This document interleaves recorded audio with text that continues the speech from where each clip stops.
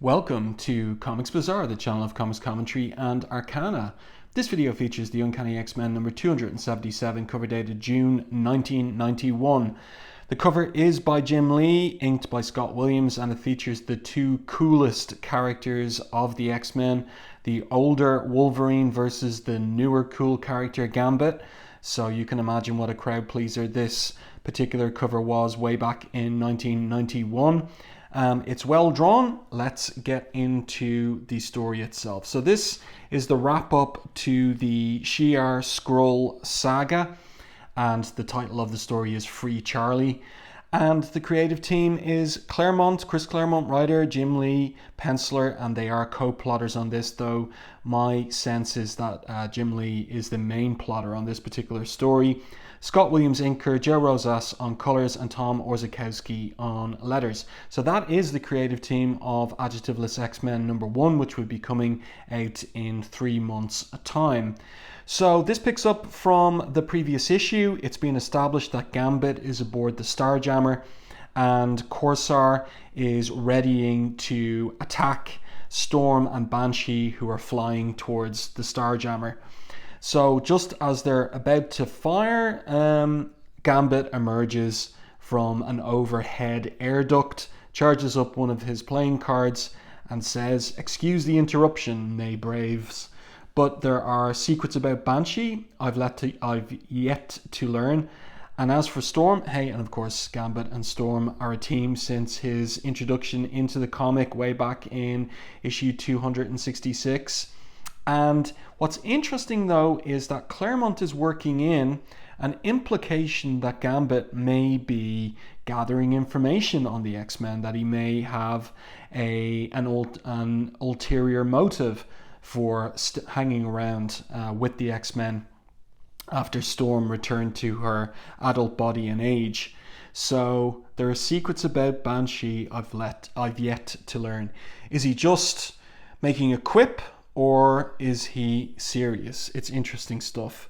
So the kinetically charged card explodes, the control board, and then we get a magnificent double page spread. So Gambit's action there sends off kilter the firing from the Starjammer, so it basically misses Banshee and Storm. And it's interesting to think rather how that opening, you get not a splash page to open, but the beginning of the story with a variety of panels there. Turn the page and a big double page spread set in space, and Jim Lee will repeat that with X-Men number 1 coming in a few months' time. And that is a really, really nice double page spread here. Good shot of the Starjammer, good shot of Forge on his sky sled, and a little bit of bickering here between Banshee and Forge. But really it is simply to catch readers up on what has come before. And Storm tells them to stop bickering. The Starjammer missed us with their first shot. We must give them no opportunity for a second. So they don't know anything about Gambit's action on board the ship. So, and precisely what's going on there is he's now attacking the Starjammer crew. And meanwhile, Epsiba sees that there's been a breach in hull integrity. Intruders aboard, so that means that Banshee, Storm and Forge have gotten aboard. Great top-down shot here of Raza and Corsair racing off while Chod and Hepzibah face off against Gambit. So, or rather, Chod is going to go with them and Hepzibah is going to face off against Gambit. And she says, "This mammal is easy meat." And he responds, "Famous last words, share." So why is she referring to him as a mammal when she is too? She's a cat-like creature after all, feline in some regard. Well, we get this transformation sequence here, and it's nicely done by Jim Lee, where we see the growing response and reaction on Gambit's face as Hepzibah transforms into one of these war scrolls. "Now, mademoiselle, more than ever shall we party," he says, with that wicked grin on his face, and a Joker card ready to charge up. So Gambit really getting a lot of the great little scenes in this particular action-packed issue. Nice anchor image of him in action there as well. So turn the page and we pick up with Forge. He's aboard the Starjammer. And I like the dialogue that Claremont has given him. Okay, I'm aboard and alive and in one piece. That's good. Only I'm all alone. That's bad. This Nexus allows me access to the ship's prime computer, Waldo. That's good. Only I haven't got a manual. That's bad. I like that. I like that kind of style that Claremont has come up for Forge as he nervously talks to himself. So what the heck, I'm a mutant whose power is the ability to invent literally anything. All I need is time. Time he doesn't have because Chod sneaks up right behind him. But we get this great anchor image of Forge unloading his sidearm into Chod's face. But he's out of bullets. I like the splatter over the muzzle of the gun as well. And Chod just pulls him up here. This is really good. That wasn't very nice. Now, as I was saying before I was so rudely interrupted, just as I was about to bite off your tiny little monkey boy head, that's really good stuff. But then Banshee arrives with a sonic scream and knocks out, unfortunately, both Forge and Chod, who is coloured magenta there for some strange reason by Joe Rosas. Something's gone wrong there. And just as Banshee arrives, he is attacked by Raza. So Raza says, a most notable feat, human, to overcome even one of the host. So these scrolls are part of some grouping called the host. We don't get full information on that, but we can piece it together as we go along. Little clues and hints that maybe they're a breakaway from the normal scrolls. But know that to defeat a second, he says, is a rank impossibility. But Banshee gets the better of him, it seems, in this particular panel. And then Raza comes back at him and throws a vial of dust at Banshee. So really that's kind of handy that he had that on him. And Banshee thinks to himself, dust choking me throat, I can't scream. So very convenient. And now the fight continues. So that's like most of this issue is just fighting. And of course, that's very cathartic for readers who have been there for the build up to this. And it's what, of course, many of the younger readers, the teenage readers and younger would have enjoyed most of all. And you can see that Claremont is pulling back on the dialogue here on this page. He is satisfied that the art and the action speaks for itself. So we just get a little bit of banter here. And Corsair saying, to the abyss with our orders, you're flashed, Wind Rider, as he shoots Storm in the face. And there was a standing order that while Banshee and Forge were to be killed, Storm was to be taken alive. So this particular scroll is disobeying that order of the Prime. And is she down? It looks like she's down. Another one of these trademarked top-down angles from Jubilee. Looks pretty good. But she was faking. She was playing possum. And she kicks Corsair in the jaw. And she says, intriguing your choice of words. Since Corsair was born human on Earth and proud of it, your form is his, your substance anything but. I really like this panel here, the small little figures. You really get to see the way that Jim Lee constructs anatomy here. Also, the blacking out of the costumes as well, leaving certain details free. It's nicely done. It's a nice little device of his that he sometimes does. So Corsair responds, superb. Your uniform is body armor, able evidently to blunt the destructive force of my blasters. And you wouldn't imagine that in terms of these skin-tight uniforms, but they do have that ability. Also, they're insulated against extreme cold and extreme heat. So they've got all of those kind of virtues as well. I'll enjoy far more rending you limb from limb, says Corsair as he transforms into his scroll form. And overshadowing Storm there. I like the use of the screen tone as well. And he continues, you were quite correct in your surmise, Storm, as was your compeer, Wolverine, when he struck down the Imperial consort, Charles Xavier. That was in the previous issue. But this is a revelation you will carry with you to your grave. So now what happens here? What is going on here? Looks like the Starjammer is going to warp drive. And we're going to get a scene switch, which is back to the arrival of Lila Cheney and Deathbird at the end of the previous issue with their big bad guns. So we're picking up with that, and Gladiator's going after Lila Cheney. And we've learned that Professor X has been strung up bodily along with Psylock, Oracle and Binary. And Professor X is there and Lila gets a look at him as he's strung up, and she thinks to herself, you, another. Of course, that explains everything. Sneaky old beggar, my hat's off to you. And she teleports away. And Jim Lee uses this particular style of spotting blacks in order to indicate her teleportation energy effect. And of course, Gladiator misses her there. And then we pick up with Wolverine having a rematch with Deathbird, and Jubilee wanting to get in on the act, quit hogging all the fun, let me finish her. But this isn't the real Wolverine, this isn't the real Jubilee. So Wolverine acts as a Skrull might, out of my face brat. Just because the Tyrann tolerates such an insolence does not mean I shall. So he slashes Jubilee there. And she begins transforming into her Skrull form and says, she says, think you're better than me just cause you get to imprint the Berserker? Live and learn, furball, as my fireworks fry you down to the bare bones. So they're facing off, and Psylock intervenes. Remember, she's a Skrull as well enough. Such behaviour is unworthy of the host. So another reference to this mysterious host. You are to mimic the X-Men's forms and powers, not the worst elements of their personalities.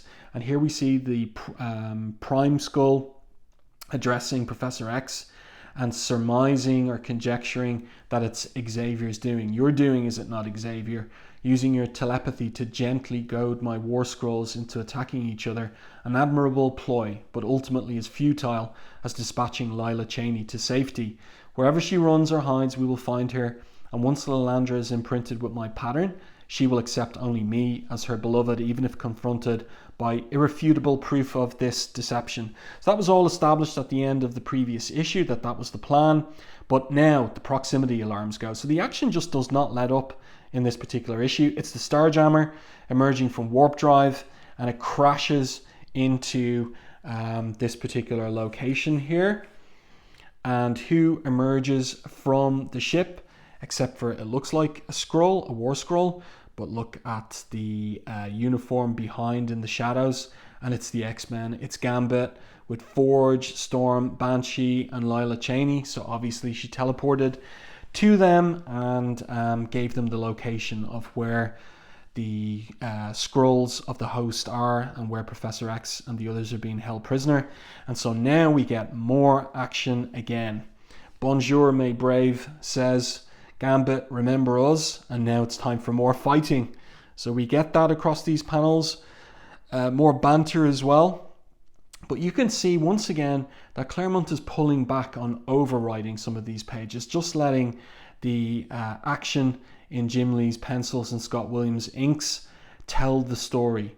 So we're getting Gladiator grabbing Gambit by the leg and referring back to their fight in the previous issue. Your agility saved you when last we met, Gambit, he says. Not so this time. Gambit responds, you think, Gladiator? Maybe cause you've only seen what happens when I charge up and toss a single card. Let's see how well you handle the whole deck. So he lets rip with the whole deck of cards, starting with the Ace of Diamonds there, right into Gladiator's gut. And that's really well done. I like the spotting of blacks there. Really, really nice work. Great combination of pencils, inks, and Joe Rosas's colours in this particular anchor panel. So let's continue with the story now. This is something that you get from Jim Lee. You know, like, he's the one who is plotting out this story and deciding on which pages he's going to have a big anchor image. But then he's coming to the end of the allotted page count. And it's time now to move the story along. And when that happens, he will move to the device of a 9-panel grid, sometimes a 12-panel grid. In this case, we've got a 9-panel grid here. And we have a nice little sequence of Skrull, Psylock, kneeing Forge in the stomach. And then I like the storytelling here where she pulls back her hand ready to deliver her psychic knife right into the back of his skull. That's really nicely done there. And then what's very interesting and a nice little bit of characterization from Claremont is that Forge is able to handle this to a point. He says, cripes. He thinks to himself, cripes, Betsy. So his thoughts are together.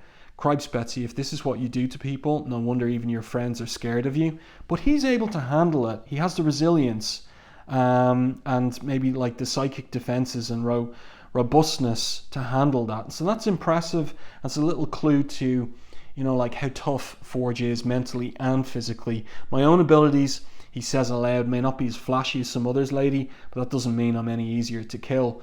So he shoots Psylock, she's a Skrull, remember, in the face, and she knocks Jubilee and herself into Professor X, who's strung up there in the Matrix. You've disrupted my pattern, she says to Forge, triggered a partial reversion to my base form, that's the Skrull form. I cannot duplicate Psylock again. I should be forced to copy another. So Forge says, breaks my heart ugly, and he thinks to himself, Synapse is still super space, fingers aren't listening to my skull, they won't pull the trigger. They did before though, and so he's in need of a rescue, and he gets one from Storm, his erstwhile beloved. I have the shapeshifter, Forge, she says. Music to my ears, boss. He responds, always a pleasure watching you save my butt. That's nice banter from Claremont in the dialogue. But then, you know, the fight is continuing. If one character gets the upper hand, they get knocked out by another. In this case, it's Storm getting slashed from behind by Skrull Wolverine. He's got her there by the uniform, threatening to kill her, saying, oh no, he's not going to kill her. He says, your gene structure will make a valued addition to the host's core matrix. And when you've served that noble purpose, I will kill you. Very slowly, he was about to say, before he's stabbed from behind by a big spear. Here we see Professor X and a top there, just a little obscured by a piece of piping there is binary, right? But she doesn't get any dialogue in the story, and we don't see her at the story's conclusion, which is very odd. So now big anchor image of Gambit standing over Wolverine, and he has speared him in the back. And this is a callback to issue 273 when they were training in the danger room and he got the better of him with his bow staff. Say to you, what I told you, what I told the real Wolvie last we tussled, bang, you dead. And this really is like, this is, you know, what's promised on the cover. Old X-Men favorite Wolverine, tough guy, versus new X-Men favorite, cool guy, Gambit. And Gambit has gotten the better of Wolverine. So, but Wolverine, his healing factor, of course, he gets up, you wish, no banter, dark eyes, he says, no flashy footsteps, no glib comments, no matter, in but a moment the room shall fill to bursting with your screams. And of course, he's going to be struck from behind, and in this case by Banshee. That's a pretty cool image of Banshee there. Guess again, boyo, he says, or have you forgotten the X-Men are a team who look after their own? So, you know, like a major leitmotif of Claremont's time on the X-Men. They precisely are a team and look after each other. And once again, you can see, like, we're wrapping up the story fast now. So we've got another 9-panel page here, but Jim Lee working in a little bit of an anchor image here with Banshee falling to the ground as he's attacked by Skrull Xavier. He uses his psychic power with those Kirby crackle on Storm and Banshee. And Psylock, real Psylock, says, bloody machine, it's feeding that monster the combined psi-force of you, Professor, me, and Oracle sapping our will so we can't resist. And Professor X says, perhaps Psylock. And then, so he's working on something there. But then we pick up with Storm, who insists, I will not be beaten, War Skrull. And the War Skrull Xavier says, I know, I will not be stopped. Truly, Storm, I've never encountered so indomitable a will, say perhaps an Xavier himself. Then he uses his psi power to control Lilandra, to ready here to chop off Storm's head with her lightsaber. But once again, we have that trope of, Just as someone's getting ready to strike the killer blow, someone else strikes from behind, and in this case it's Deathbird, who knocks her sister in the back of the head. And now Skrull Xavier says, I should accept. If a thing's to be done properly, one mental shockwave to freeze the lot of you where you stand, then I'll slit your throats myself. Deathbird is defiant. You're welcome to try, Skrull, she says. I, for one, can hardly wait. Banshee says there, glory, me head's stopped hurting and I can still move. So, that mental shockwave hasn't worked. Who now is in the mix? Well, look at here. Professor X has freed himself from the machine. And this is a really great scene. Very cathartic. Excuse me, he asks as he taps Xavier Skrull on the shoulder. And that's him confused. Turn the page and we're going to get a nice big anchor image. Well, actually, it's not that big. But Professor X looking very muscular, as if he's been working out in the gym, punching out his doppelganger. And he says here, you've usurped my place and powers long enough. And then, Lord, that felt wonderful. I hammered him mentally as well as physically. Gambling my fist would disorient him and keep him off balance, while I telepathically prevented his reversion to his far superior default form. It's something I've been aching to do since my capture, as he removes all this tubing from his body. And then he uses his powers to help Storm here, and she smiles and says, it's good to see you again, Professor. So now the X-Men are released from their imprisonment, from their being manacled as part of that machine.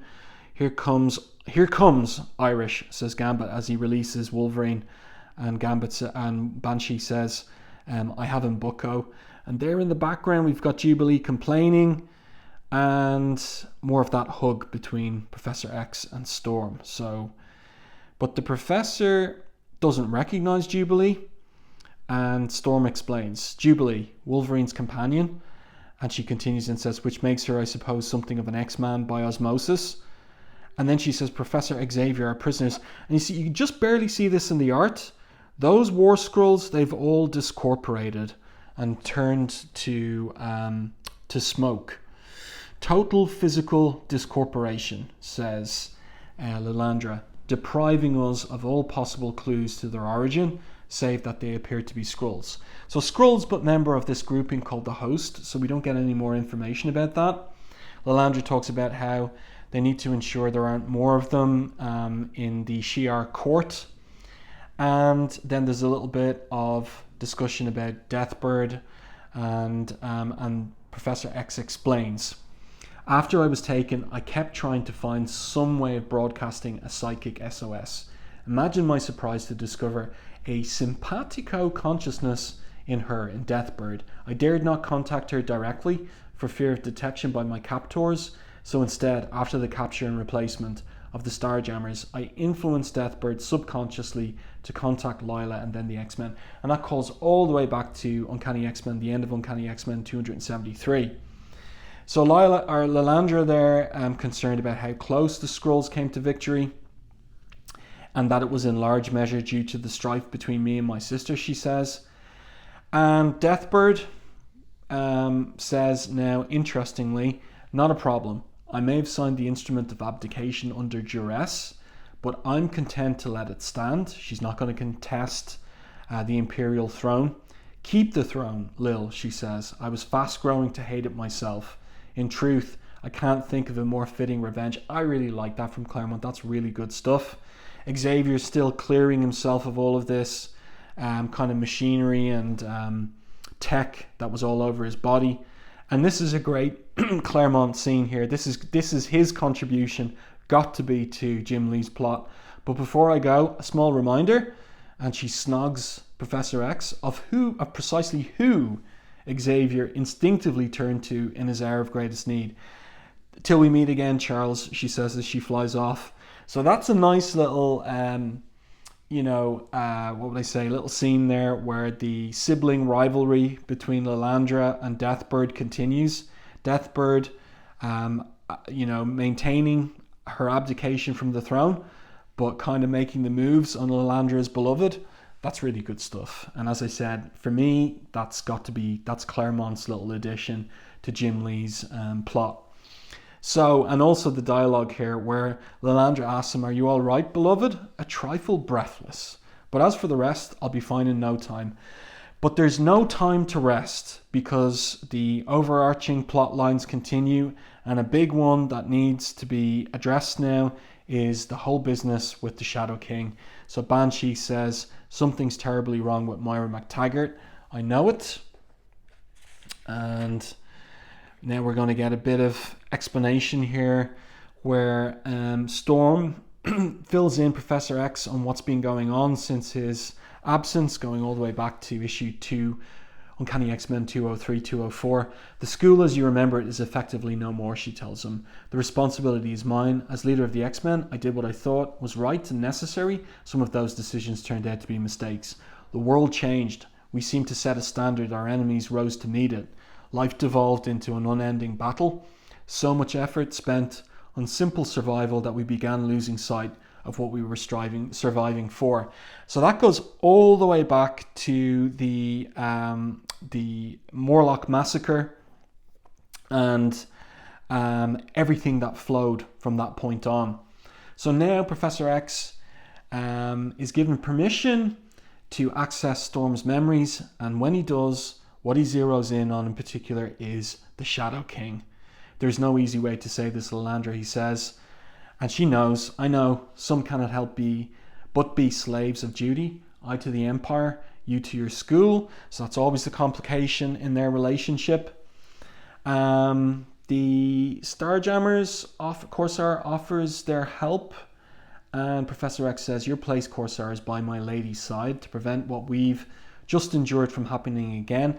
Now, always the Starjammers were enemies of the Shi'ar Empire, but now over time they have become accepted and allies, in particular of Lilandra. So a big kind of catch up here in relation to all the characters now freed from imprisonment. Wolverine lighting up a cigarette there, I like that little detail.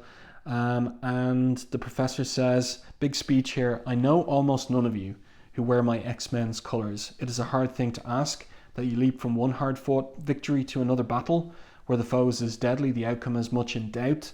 All I can say is that the Shadow King is the kind of creature I found in my school and then the X-Men to combat. He's everything I've stood against my entire life." Because the Shadow King represents hatred. So Wolverine says, "Then what you waiting for, Charlie? Quicker Ms. Cheney zaps us on our way. Quicker we're home." "Thank you, Wolverine," he says. "I only pray, my friends, we aren't already too late." And they're gone. And Lilandra just watching there. What are her thoughts? We do not learn them. And so there you go. Like, Claremont wanted to have a big final battle between Professor X and the Shadow King in issue 300. But Jim Lee's rise to importance in terms of being a plotter on X-Men led to a change from that timeline, so that the Shadow King business had to be dealt with much earlier in order to prepare the ground for the launch of the second X-Men title. And very shortly, in a month and a half's time, Claremont, fed up with the whole loss of creative control over the X-Men, would quit after a 16-year run on the title. But the next time that we see Jim Lee and Claremont together creatively is on Adjectiveless X-Men #1 in 3 months' time.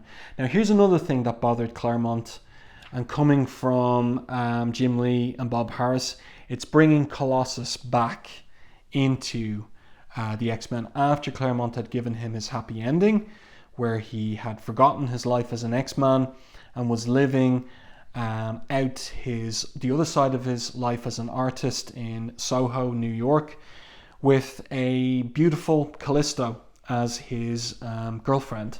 And so that's all ruined by the speeding up of the Shadow King business. So the Shadow King has taken psychic control of Colossus. That's what he does. And he's attacked Stevie Hunter, Kitty Pryde's old dance teacher, in Salem Center in order to gain entrance through the Professor X's school's security systems. And the Shadow King says, "You will give them to me, Stevie Hunter, or at Colossus's hands you will die." But that is a really great anchor image there of Colossus and Stevie Hunter like backed up against the wall in the pouring rain. Next up, the Battle of Mur Isle.